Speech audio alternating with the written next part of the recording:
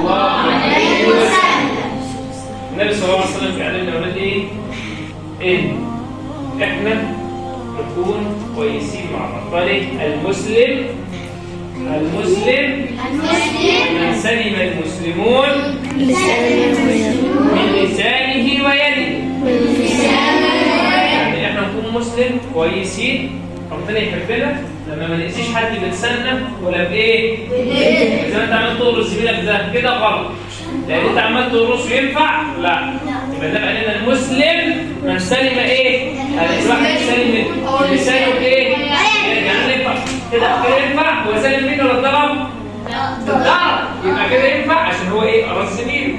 لكن لو هو ما قرصوش وانت ضربته يبقى اول المسلم من سلم المسلمون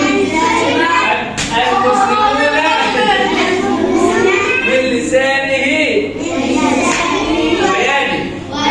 انجح الاكرام. انت جبت ده في الفيديو؟ هتفتحنا على السوشيال ميديا يقولوا المسلم من سلم لسه كنا بالسجده دي من لسانه ويده. الناس كلها تقول الشيخ اللي بيضرب العيال.